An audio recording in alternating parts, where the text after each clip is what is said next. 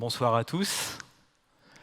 Ce soir, je vais vous parler d'un sujet qui me tient vraiment à cœur et qui vous concerne tous.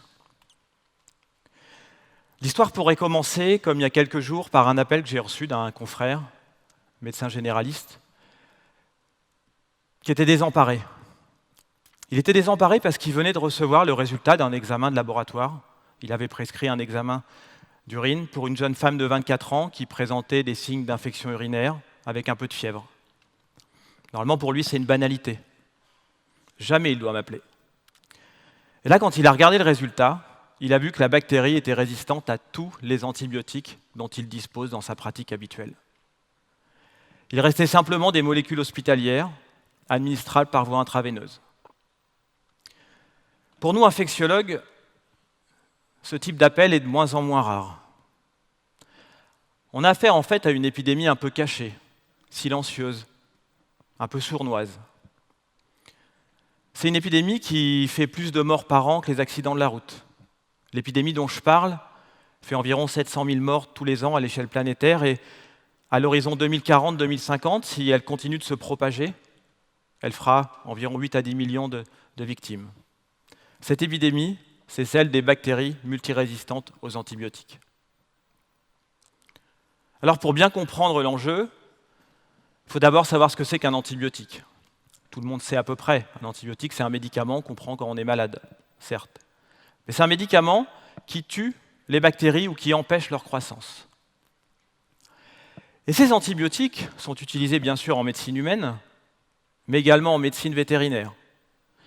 Et également un usage un petit peu différent, peut-être de ce que l'on peut connaître, dans l'industrie agroalimentaire, comme facteur de croissance pour améliorer les rendements. Heureusement, cette pratique a été interdite en Europe en 2006, mais elle perdure encore dans d'autres pays. Et pour bien comprendre vraiment l'importance des antibiotiques, il faudrait juste qu'on puisse se souvenir ce qu'était un monde, avant la Deuxième Guerre mondiale, un monde sans antibiotiques. Et bien dans ce monde-là, une blessure, une écorchure, une infection respiratoire, qui aujourd'hui paraît bénigne, pouvait avoir des conséquences très graves. Combien de soldats, par exemple, sont morts au front par des plaies qui aujourd'hui seraient qualifiées de banales faute d'antibiotiques?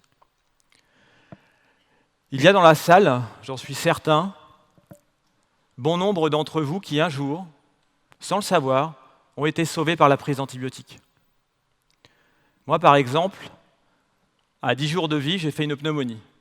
Et j'ai été hospitalisé dans le service de pédiatrie de l'hôpital d'Évreux, où j'ai reçu pendant 14 jours des antibiotiques. Sans eux, c'est certain, je ne serais pas là ce soir devant vous. Mais si on veut se projeter plus dans l'avenir, essayons maintenant d'imaginer un monde sans antibiotiques efficaces. Eh bien, un monde sans antibiotiques efficaces, c'est un monde où la chirurgie serait risquée, en raison du risque d'infection. Un monde sans antibiotiques efficaces serait un monde où, par exemple, les chimiothérapies prescrites pour lutter contre le cancer et qui ont pour vocation de tuer les cellules cancéreuses seraient compliquées, parce qu'elles tuent les cellules cancéreuses, mais elles tuent également vos cellules de l'immunité et vous rendent fragile et donc très sensible aux infections. Et ces antibiotiques interagissent avec les bactéries.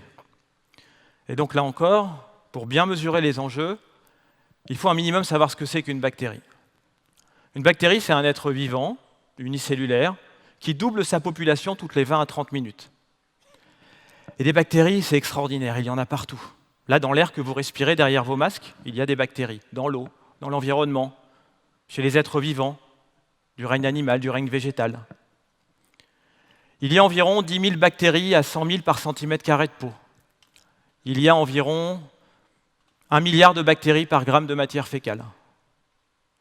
Il y a plus de bactéries que de cellules humaines. Là, finalement, je suis plus en train de m'adresser à des bactéries qu'à des êtres humains. Et ces bactéries craignent les antibiotiques. Pour elles, ça représente une agression. Si vous vous faites agresser, vous allez vous défendre.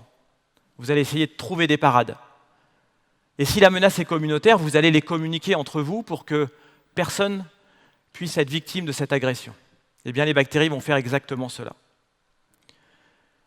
Et la façon dont ces bactéries multirésistantes émergent et la façon dont elles se propagent peut se résumer en trois grands facteurs.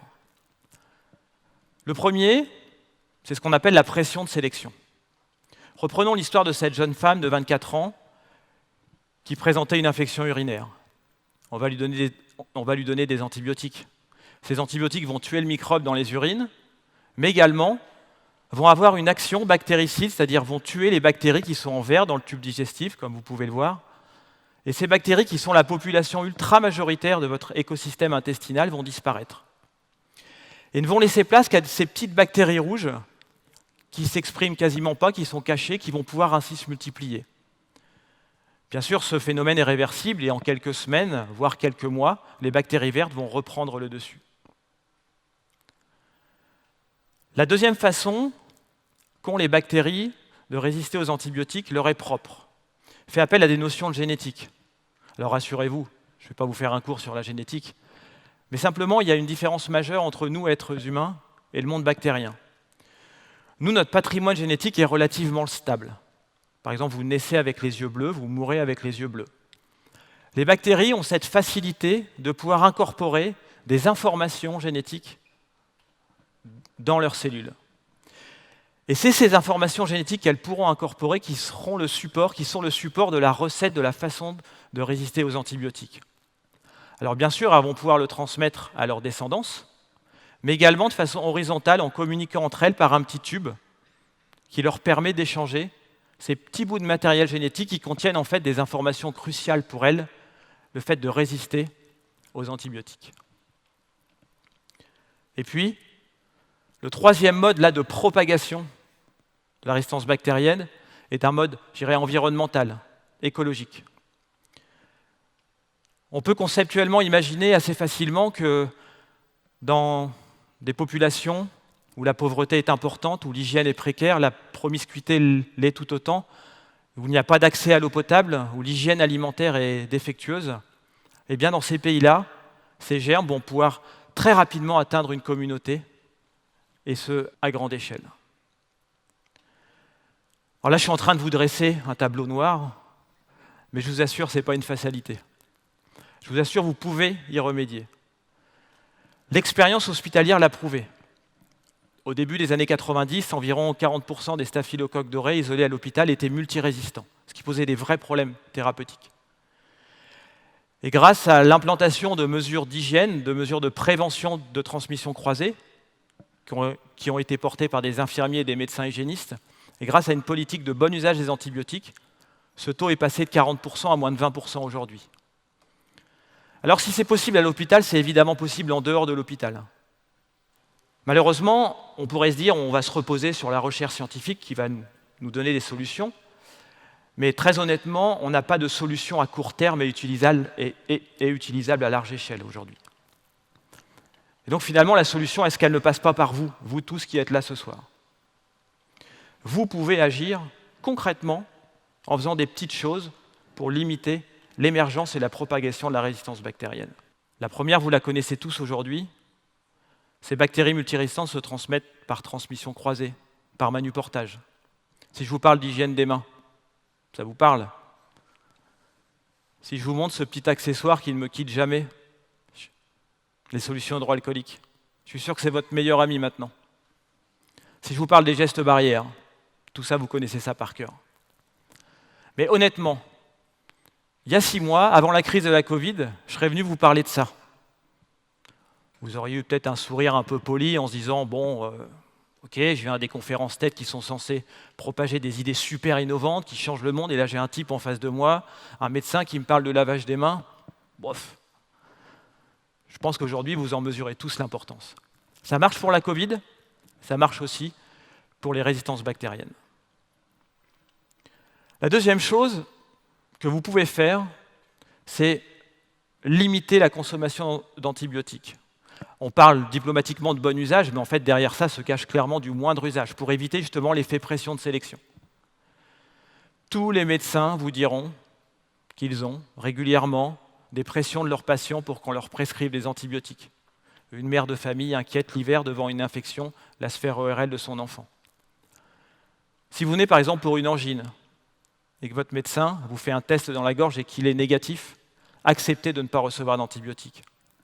Par contre, si vous en prenez, si vous en recevez, prenez la bonne dose, la bonne posologie, car arrêter un traitement trop précocement est aussi un facteur d'émergence de résistance. Enfin, la troisième chose fait appel à l'altruisme que l'on peut avoir. J'ai expliqué que dans les pays en voie de développement, dans les pays dont l'hygiène était précaire, ces bactéries diffusaient vraiment à très grande échelle, avec parfois des taux de résistance qui frôlent 80-90%. Une étude ancienne, qui a une quinzaine d'années maintenant, qui a été la première à montrer ça, a prélevé des voyageurs avant leur voyage dans des pays d'Asie du Sud-Est et à leur retour. Plus de 70% d'entre eux étaient porteurs, sains, pendant quelques semaines de germes multirésistants, et donc pouvaient le transmettre à leur entourage. Et bien donc, si vous avez du temps, des idées, de l'argent, si vous êtes philanthrope, investisseur, mécène, n'hésitez pas à investir dans des programmes, par exemple, d'accès à l'eau potable pour ces populations. Vous allez les protéger, elles, bien sûr, mais également vous-même. Alors, ce que je voulais vous dire ce soir, je pense que vous l'avez compris, c'est que la résistance bactérienne se propage parce qu'il y a un formidable pouvoir épidémique de ces bactéries. Un pouvoir épidémique que j'ai qualifié tout à l'heure d'un peu silencieux, d'un peu sournois, parce qu'on ne se rend pas forcément compte, on est porteur sans le savoir, et donc on est transmetteur sans le savoir. C'est presque un cri du cœur que de vous dire il faut protéger nos antibiotiques. C'est un peu comme un trésor qu'on voudrait toujours partager entre nous. Alors l'histoire de cette jeune femme s'est bien terminée. Elle a eu des antibiotiques de dernier recours, elle n'a eu aucune séquelle, bien sûr, elle a guéri. Mais il faut vraiment bien garder en tête que vous, moi, nos proches, on aura tous un jour besoin d'antibiotiques efficaces. Je vous remercie.